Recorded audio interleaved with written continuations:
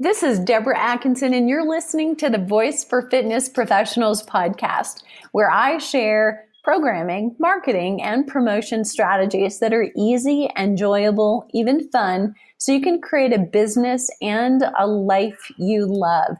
And my guest today has some fantastic insight, really from his own personal journey, and probably is really good at it from what he did before his personal journey. And he's got some information to share with us as far as insights in how we might be able to help our clients better. After a successful career in sales, marketing, leadership, training, coaching, and consulting, where he trained and managed over 16,000 professionals, Michael devoted himself to the study and application of healthy living, wellness, fitness, and peak performance. After a careful study of the brain, Michael developed a life-changing health, wellness, and weight loss video program. Through this program, he's lost 80 pounds and counting in less than a year. He's now able to participate in activities he'd given up long ago. He's now able to play basketball, golf, go jogging, go mountain biking, and many other activities with zero limitation and zero pain during or after. This is a huge accomplishment for somebody who suffered a serious back injury in his early 20s and up until a year ago spent many days at a chiropractor office and endured numerous bouts of physical rehabilitation. Michael's You Will Succeed program teaches participants how to train their brain so they no longer crave and are addicted to processed, carb-heavy, and sugar-laden foods. Through this program, participants lose weight, live healthier, and have more energy and say goodbye to everyday ailments, frequent colds, and weight-related illnesses. Michael Leppo, thanks so much for being here. Well, thank you, Deborah. It's a pleasure to be on. Thank you. So talk to me a little bit. I know it's so inappropriate, but we kind of break the rules around here. It's inappropriate to ask anybody's age, but I'm doing it anyway. How old were you when you decided to make this lifestyle change? About a year ago, right now, I was just shy of my 53rd birthday. So 52 and a half, 53 years old. And what was your trigger for change? What was significant about, why then? Well, I can give you an answer. It was something that was building for a long time, and there was just a combination of factors that caused me to sort of look myself in the mirror and realize I had to take action immediately, or I was not going to be around too much longer. Mm-hmm. And then, my doctor had told me that for years, but I chose to ignore him. But basically, there were two specific things that I'll tell you about that really were that finally got through to me. First of all, I remember probably about 3 to 5 months prior to when I started, I was at a beach in Florida on vacation. And what I've always done in my life on vacation, anytime I have a chance, is I'll go for a nice walk on the beach every morning. As I got more and more out of shape, and the walks didn't go quite as long. But I went for my walk on the beach early in the morning, and I noticed that everybody on the beach who was walking had to be 80 or 90 years old. They were walking incredibly fast. They looked amazing. They were walking much faster than I was, and they all were incredibly thin. So as I finished my walk, I kind of said, wow, look at that. All these old people are in better shape than I am. Still didn't really register too much.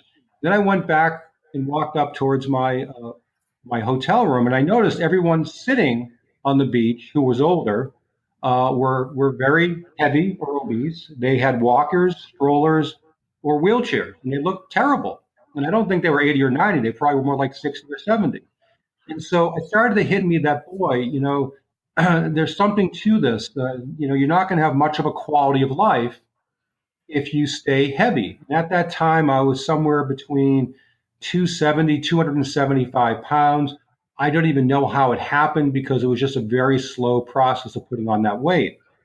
So time went by after that, about 3 or 4 months went by. And my wife was sort of on my case saying, Michael, you need to take better care of yourself.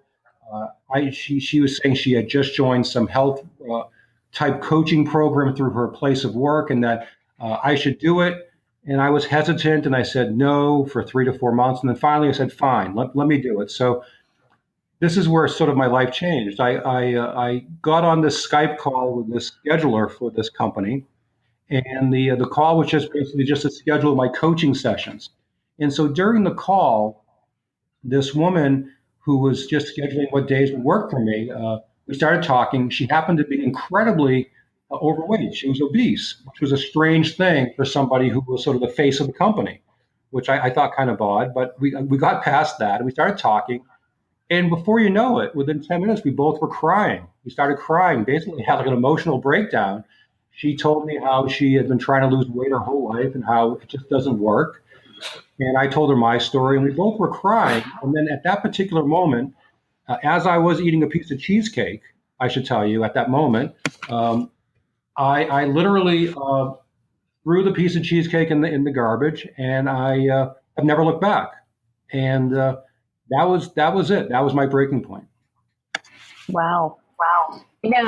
I'm I'm kind of on this meta level of listening to you, thinking about what was it that triggered your motivation to change. Or, I think trigger sometimes we refer to actually in a negative habit wise, but it was a cue then, really, and what that says to me for anybody listening out there is you never know who is reading your newsletters, who is looking at the pictures on the wall or your social media. So I think the message for all of us is to keep posting hopeful examples.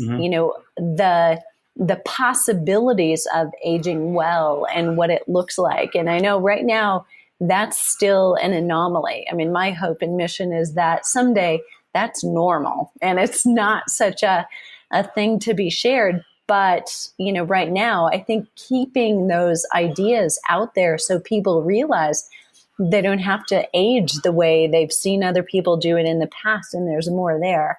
I love that you shared that. So, couple of things. Let's dive into, really what you have is twofold. You've gone through it, you went through the change, and because you have, it's such a different vantage point, I think, than that you have than a trainer who has always been in pretty good shape, maybe was athletic in high school and college, and now is just trying to tell someone who is overweight, here's how you do it, here's the science, here's what I read in a book.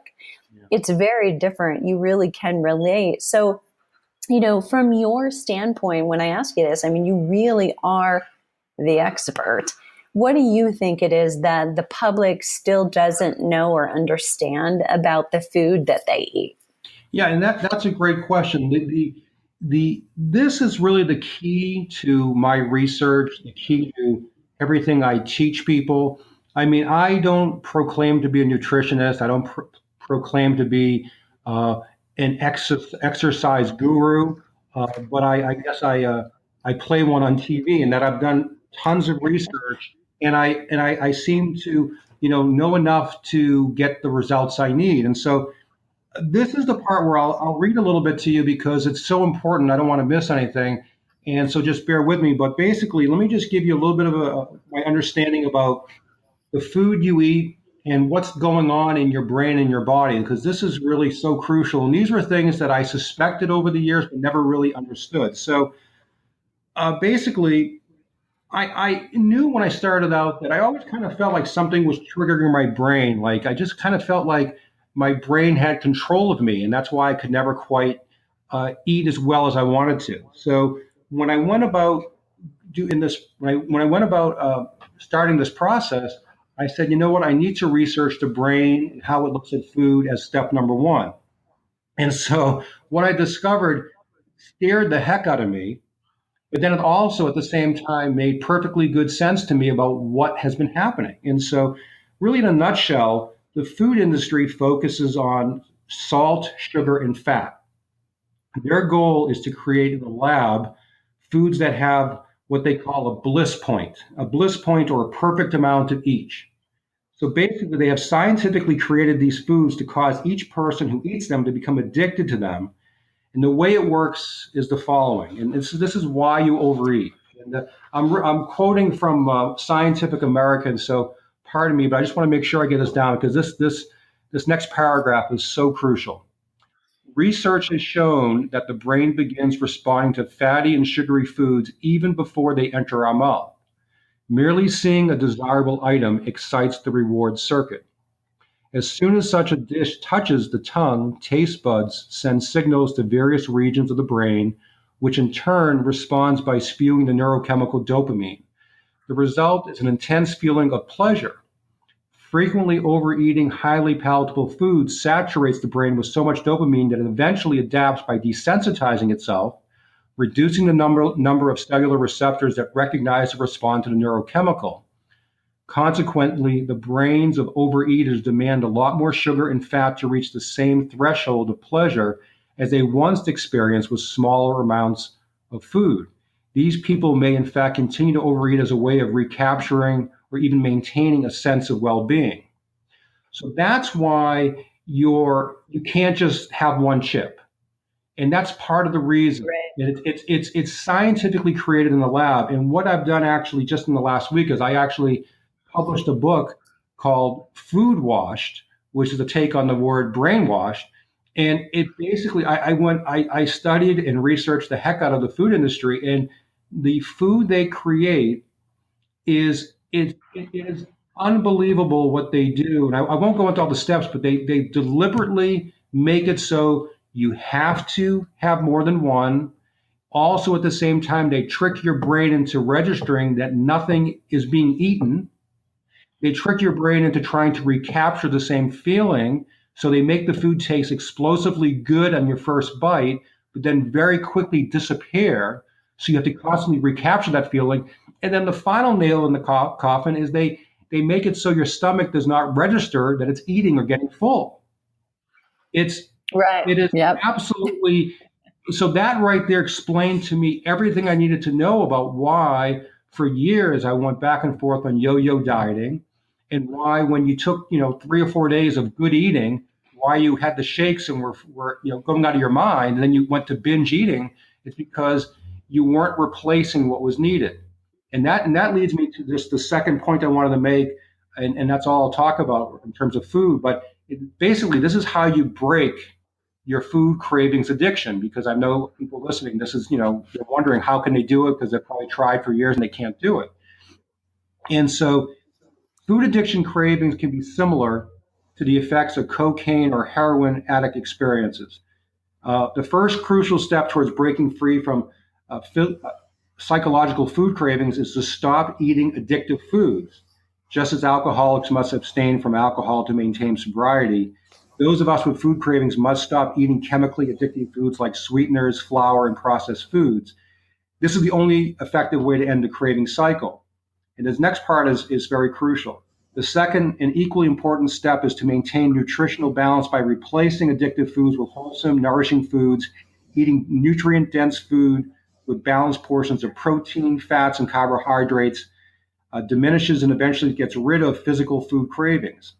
As we establish a healthy food plan, healing begins, and we rebalance our brain chemistry. So basically, what my program and what I've done to myself for the last year is I've basically rebalanced my brain chemistry. So what happens now for me is that when I see a really nice apple or a great piece of honeydew or cantaloupe, or maybe a great stir fry with some peppers and onions, those things get me really excited. Whereas in the past, if I saw a cannoli or a piece of cake, my brain was out of control. And so the reason I've been so successful in taking charge of my life, in losing weight, and then so many other positive things have happened besides the weight loss, it's because I put into my body only those things that basically positively fuel my body every day.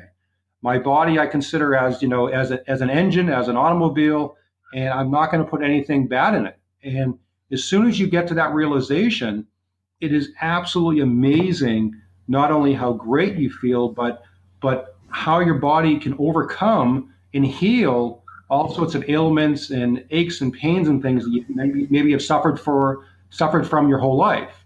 And I mean, I tell my friends that I feel like I've discovered the fountain of youth. I mean, I literally have never, ever felt this good in my life. And even when I was 18 and I used to work out and play in all sorts of sports teams, I don't think I felt as good because I do all that great exercise, but then I'd eat, pepperoni pizza or something. So this has truly been a life altering experience for me. And anyhow, thank you for listening. No. I think it's so good to hear it from you. And the vantage point, again, that I think that you have, Michael, is that I think every trainer out there who's listening has been in this situation. And I think for those of us with an ego, we've all got one, right? Mm-hmm. And sometimes it needs to be kind of dampered a little bit, but it's a hard reality to realize that because you look good, there's this dual pressure actually in our industry, mm-hmm. because you look good, because you are in shape, the very people that you want to help, and you may have the knowledge to help, but it may not resonate with them because they look at us, they look at you potentially, if you are especially in your 20s, maybe 30s, and look great, and you're talking to someone in their 50s or 60s, the challenge is they're thinking, how in the world is she or he going to get me? Mm-hmm. He's never had this problem, no. And I think that's, an irony, potentially your OBGYN, who's a guy, has never had a baby either, and we trust them, right? But there is that piece, and I think there's no denying it. But I want to go back just for a second, Michael, to a couple of things that you said, because you have so many gems, and I'm going to, by the way, have these in the show notes. So this will be very much like a blog, listeners, if you get the chance. But one thing I heard you didn't say out loud, but I really think that we may want to clarify this.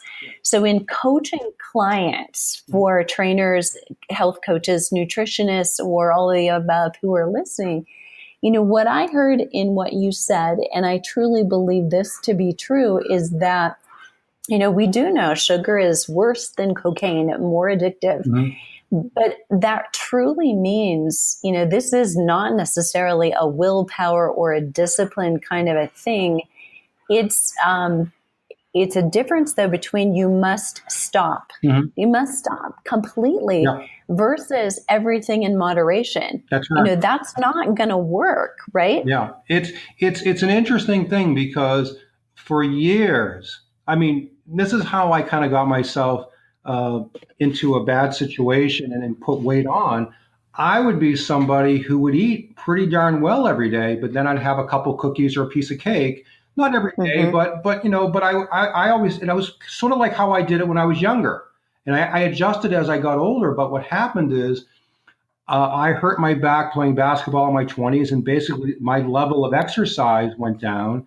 And then when your level of exercise goes down and you eat and put on a few more pounds and your back is acting up, all of a sudden everything, you start burning fewer calories. And so it was a slow buildup. And what I discovered, and this is sort of was the thing that I suspected for many years, is I always felt like there was something chemically happening in my brain that was not allowing me to sort of break free, because I like to give everybody the benefit of the doubt and say, hey, you're a smart person. You know what is good food versus bad food. You don't need me or anyone else to tell you that. But why is it that if I try to give up, cookies for 3 days, then I started freaking out and I was so darn craving them. And I went on and then I binged them. Or why is it that I could never sustain it? And what I finally discovered, it's not a lack of willpower. It's not a lack of discipline. Your clients, these people who are still having a little bit of these things, they're addicted to this food. And it's a strong word, and it's not an accusation, and it's not a bad thing. They're addicted because you have to understand the whole food industry, all these companies basically that make up 98% of the supermarket, excluding the outside edges, they create in labs morning, noon, and night with scientists. And I've done a lot of research on this. It's amazing. And they spend billions and trillions of dollars devising the right chemical makeup to make food give you that bliss point a taste. At the same time, they know they work on it so your brain doesn't register or your brain becomes addicted, whatever you want to call it. And so what happens is all of us out there are basically, I hate to say it, but we're basically sheep, and we have no chance of winning. We have no chance unless you cut it off. And it's something that it took me my whole life to realize. And now that I've cut it off, it's something I have just zero interest in ever getting back into. Why would I do that to myself? And I could, if we have time later on, I'll give you a story about one of my typical days on a recent vacation. And it's actually a day of exercise and participation. I have not done anything like that in 35 years. And I did it, and I had the best day of my life. And I did it at age 53 and a half, almost 54 years old. So the food is, maybe some people can have a little bit of moderation, but I suspect a lot of those people who you're dealing with who are heavy or very heavy, who are struggling, they can't do it. They just can't. Yeah. Yeah, totally agree. Yeah. And I think to back that up in what you're saying, Michael, is, the important thing to keep in mind, and I think this is where sometimes trainers can find fault, and think that our clients are not following through, right? We get, thinking, well, you must, right?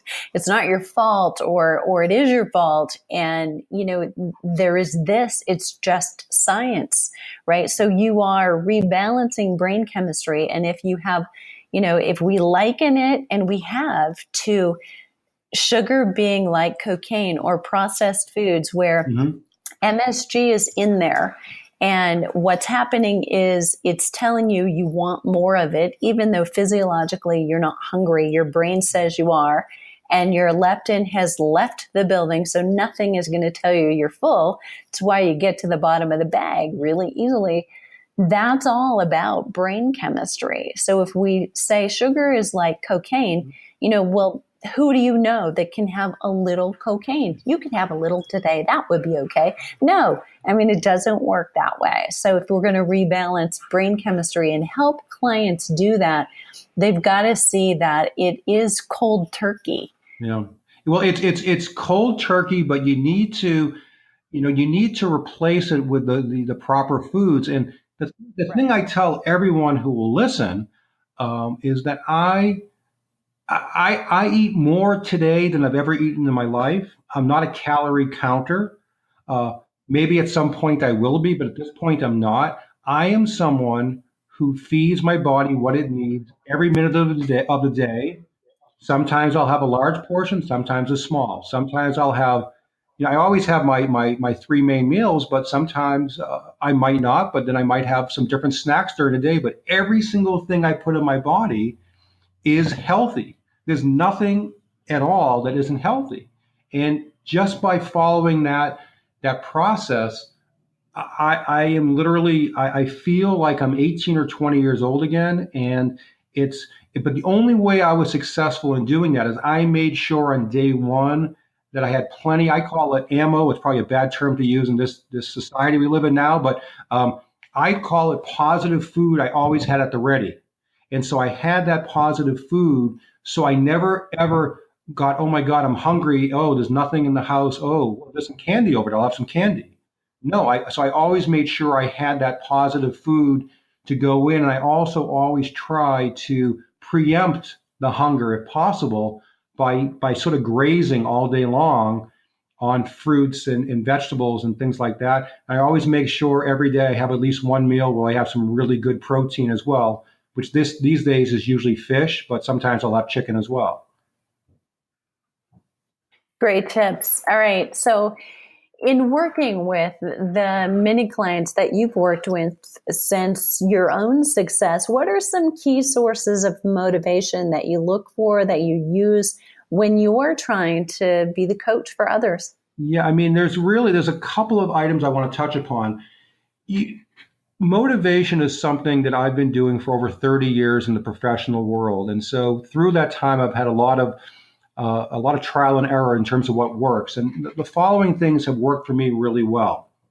Number one, you must understand what motivates someone And once again, when you're trying to ask these questions and finding out this information, you need to be very honest and understand that the person is telling you things you want to hear, or they being truthful. Sometimes people don't want to be truthful, so that's where your relationship comes in. But you need to understand what motivates them, what drives them, what scares them, what is their history, or what I call their baggage.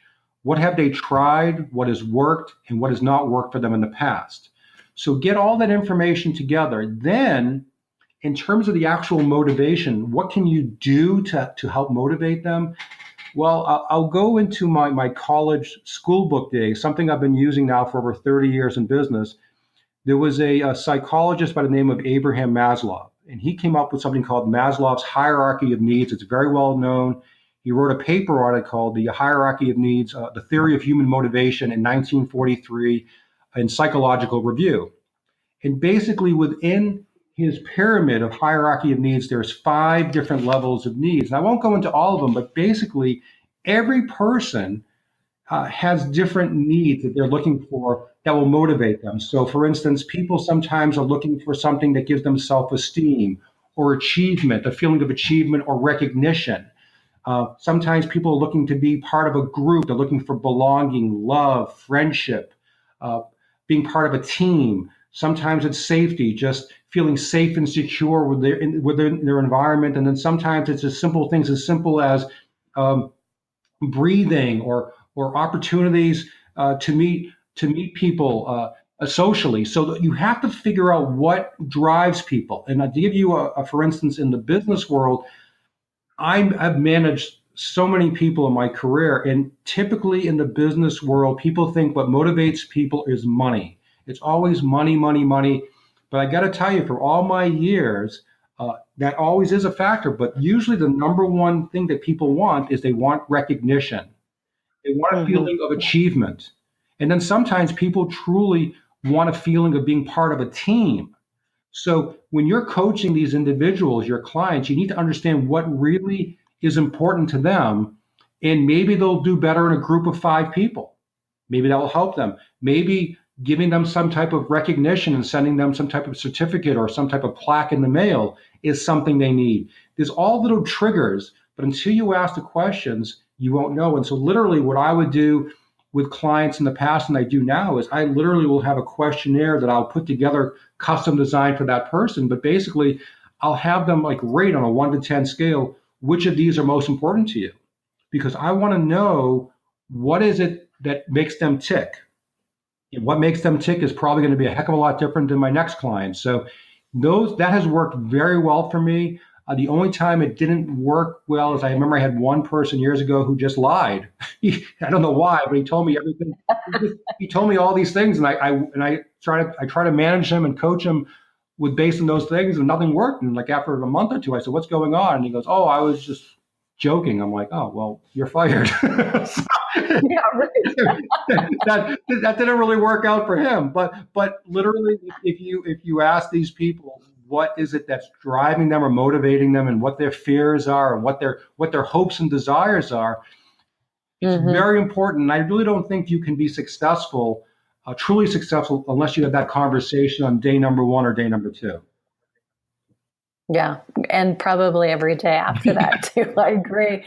Because like you said, I think too, there is that sometimes people don't know. In the instance you mentioned where somebody lied to you, I think in some cases they don't actually know what would be motivating, and maybe they can't verbalize the fact that praise or recognition or being appreciated is the thing that would motivate them, but it will show up, and I think going into it now, having heard this and being reminded of it, if you went to every personal training session for the next 2 days with that in mind, it'd be certainly interesting to find out what happens if you remember to make that, the first thing you're thinking about when you enter a new session with somebody, and you made sure that your goal was to make them feel acknowledged or appreciated. It may change things considerably. Michael, what are some of the mistakes? Because I think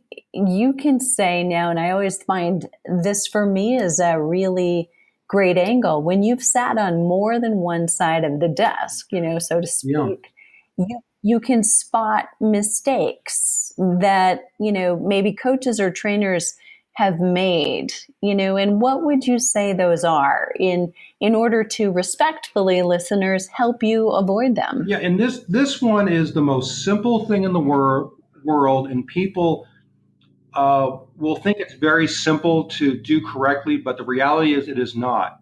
And that is, I just give you for an example. I've probably been over 100,000 sales calls in my lifetime. Many of those where I went on sales calls with sales professionals as their manager, and my job basically was to observe them. And the thing I discovered through that, and I've discovered this now in basically everything I've done, is that the number one key is truly listening to your customers, your clients. And when I say truly listening, it's listening to what they're saying verbally and non-verbally. It's very important that you pay attention to the both of those. What typically people do in the business world and personal and so forth, they'll listen, but they only half listen. And then they'll go on to what they want to talk about. And your job as a trainer is so important to listen to what these people are saying. Look at what they're saying and also look into what they're not saying. You have to be a psychologist, you have to be a coach, you have to be a motivator, you have to be a leader. You really need to understand. And when you do that, it's amazing how much more effective you are. And years ago, I created this acronym. I don't know if I created it, but it's an acronym I came up with. It's like a short name for a radio station. I call it WIFM, which stands for What's in it for me. And the whole trick of this business is understanding what's in it for me or what's in it for your clients. And you need to understand what makes them tick. But truly, the only way you get that is by listening and observing what their real needs are, because their needs might be something completely different than what you thought they were when you start out. And as you said before, they could be changing all the time. And the biggest mistake that trainers and professionals make is they don't truly listen like they should. They just don't. And I know that for a fact because I happen to be very good at it professionally, but in my personal life, my wife will tell you that I don't listen to her nearly as well as I should. So and every time that's a painful message, right? Yeah. And every time I cut her off, I get reminded of it nightly, saying, "What are you doing? Let me finish." I'm like, "Oh God, you're right." So I understand. Yeah, I love that. I'm just going to rephrase that. So I think what you're saying, if I'm putting this in words that feel like a fit, Michael, just let me know yes or no. But avoiding some of those biggest mistakes that we make, it's that we're focused on what we want to say next instead of really listening to what's both being said and what's not being said. And in the world of, I've written actually almost 100 books on business, on all sorts of things during my career. I tend to be like you, Deborah. I'm kind of a busy person. I do a lot of stuff, and the interesting thing about listening is that when you're truly listening, you're not worried about that next question. And so I use the terminology I use is called high gain open-ended questions. Basically, whatever someone says to you when you're during a conversation, you want to follow it up, and you want to follow up by saying, why do you feel that way, or how did that affect you, or tell me more. That's how you get your clients telling you more information as opposed to yes or no questions. And it's very important that you listen. And when you listen very well to someone, it's very easy to ask the next appropriate question. And you know as well as I do, if you're been anywhere with a bad salesperson, wherever it is, if they just don't listen to what you say, then they ask you the next sort of canned question, it drives you crazy. So and it causes causes irritation. And the last thing you ever want to do with your clients is get them irritated. You want them to feel confident and comfortable. And that's how you build your long-term positive relationships, your referral based clients. You want to do that by building that relationship, by always being on the same page with them. And the way you do that is by proper listening and then asking them what's important to them type questions. That's how you gain someone's trust, and that's how you develop a very effective business. I'm so glad you brought that up. I mean, it may seem or sound, if you're listening, like, well, this is common sense. But I think that it's so easy for us to want to jump in, and we are well intentioned. We want to jump in, we want to help right away. And the truth is, many of our clients are going to tell us something that is very similar to a problem you've solved with someone else. And yet, that's where we easily begin, okay, thinking in our head, oh, I know the answer. I know what I'm going to do. I know how I'm going to help you. I'm coming up with my plan. And so you're already thinking about that as opposed to just letting them talk, where more information may come out that actually makes you even more effective. And I'm sure we've all had this, in personal relationship included, because Michael brought that up. This is the best place to learn lessons is, your wife probably thinks you're brilliant, right? And thanks you when you don't say anything and you let her talk. As my wife has reminded me many times, she says, Michael, I wasn't looking for a solution. Right. Yeah, exactly. And sometimes, a friend or a significant other will talk through their problem and then will come back to you with, oh, thank you so much. You helped me so much. And you're thinking, I didn't say anything. And there you go. That's the point. Sometimes people just want to be listened to. Yeah. Acknowledgement. There it is. And that's one of the best ways to do it. Okay, Michael, so many things I think we could talk about. And I want to make sure we mention again your program. So You Will Succeed, the program that teaches participants to retrain your brain. So many of the things that we've led to here. And I'm going to kind of jump to the biggest question of the day. Is there a question, Michael, that you wish I would have asked you? That's a good question. Thank you. But there actually isn't. I mean, I really think we covered everything I wanted to cover. And I thank you so much for your time. And I hope it's will be helpful to your audience. Michael, could you share with me where's the best place for listeners to either get more Michael or to even do a look over your shoulder, and see what you're doing and how you're doing it? I mean, the best place would just be to go to my website, which is positivedailyfuel.com. And, I have all my services, my posts, my books, my program. They're all there. And then through there, they'll find my contact information if they want to reach me. Fabulous. So if you're working out right now, you're on a run, or you are commuting, all of that will be in the show notes.